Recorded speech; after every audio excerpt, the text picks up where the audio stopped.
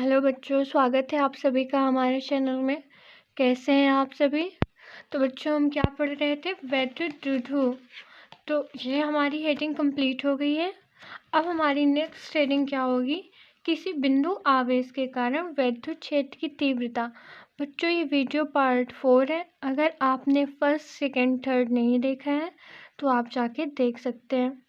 ठीक है, तो हम अपनी नेक्स्ट हेडिंग की ओर बढ़ते हैं। किसी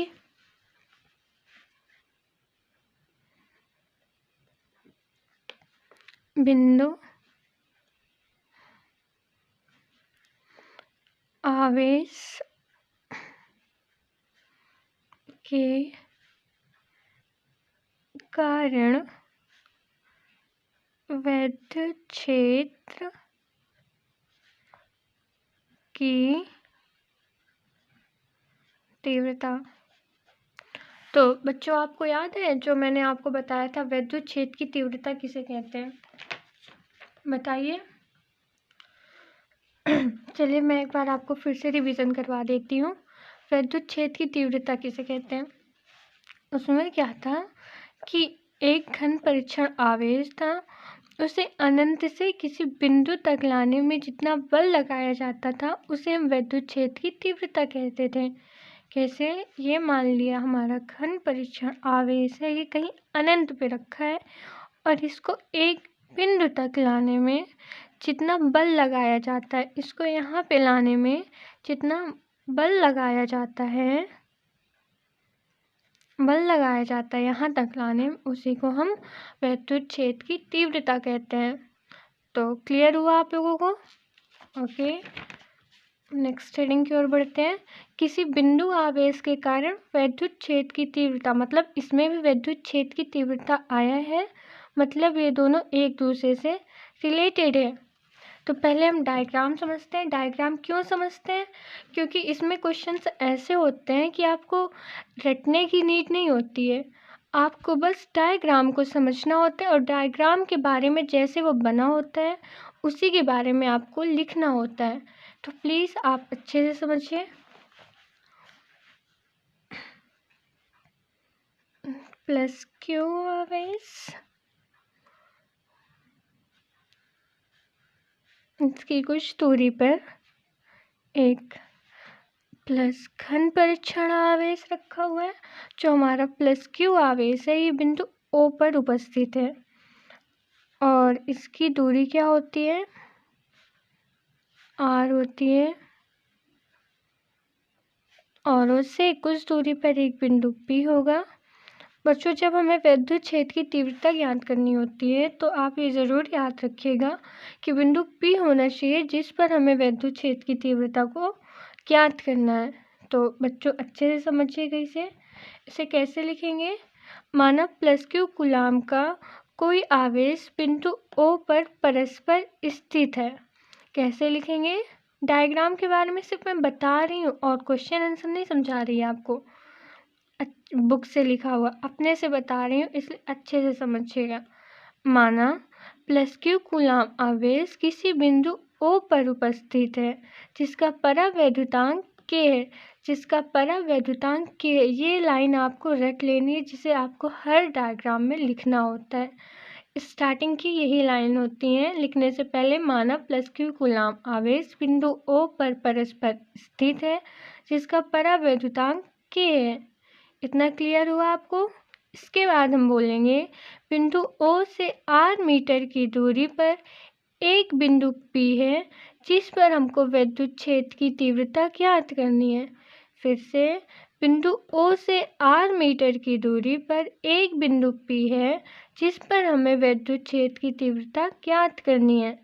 माना, इसके बाद फिर से लिखेंगे, माना बिंदु P पर परस्पर प्लस क्यू नॉट उपस्थित है। माना बिंदु P पर प्लस क्यू नॉट उपस्थित है।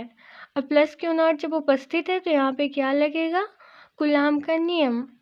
तो बच्चों आपको याद है, मैंने पहले भी पढ़ाया था कूलाम का नियम क्या होता है।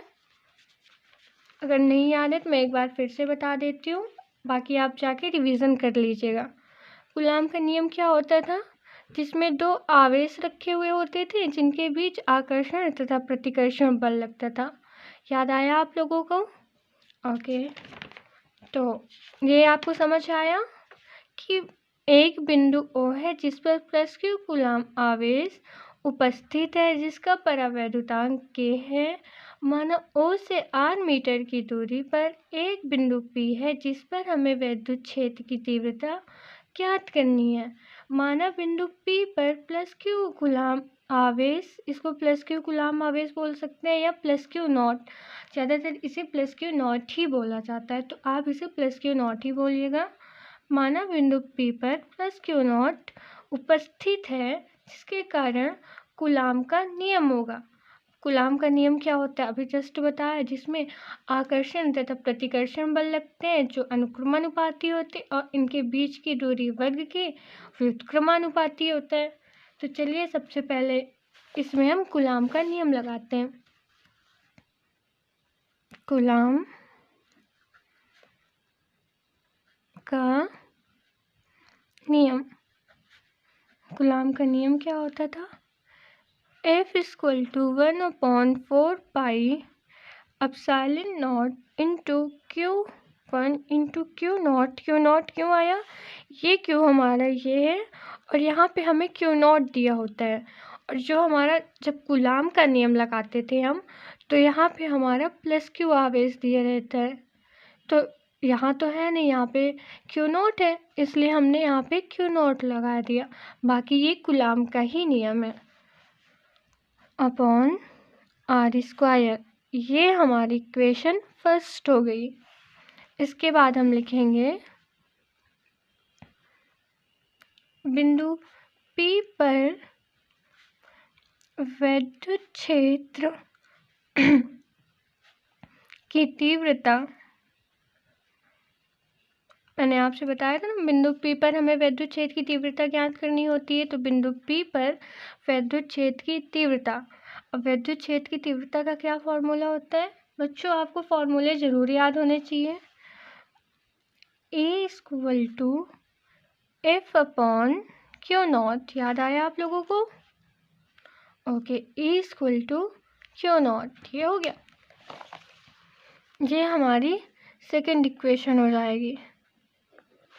ये बच्चों, ये हमारी सेकेंड इक्वेशन हो गई। इसको हम लिख सकते हैं F equal to E into Q not. इसको लिखा जा सकता है, ऐसे बिल्कुल लिखा जा सकता है। उसके बाद जो हमारा ये F का मान आया है, जो हमारा F का मान आया है, उसे हमें इक्वेशन सेकेंड में रख देना है, उसे हमें इक्वेशन सेकेंड में रखना है, ठीक है? तो इसको कैसे रखेंगे?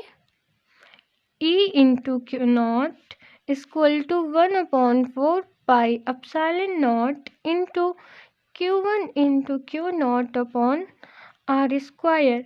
ये जो हमारा F का मान आया था, ये हमारा जो कूलाम का नियम, जो हमारी फर्स्ट इक्वेशन आई थी, उनको हमने साथ में लिख दिया।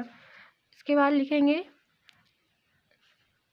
A equal to 1/4 pi epsilon not, हमने E को इधर ला लिया, E नॉट का हम पंचांतर कर देंगे, into Q not upon R square into E not. Clear हुआ? इसका हमने पंचांतर कर दिया, तो हमारे E नॉट से E नॉट कैंसिल हो जाएगा। बाकी आप ऐसे कट मत करिएगा, वो कैंसिल अपने से हो जाता है क्योंकि उसको हम मान लेते हैं।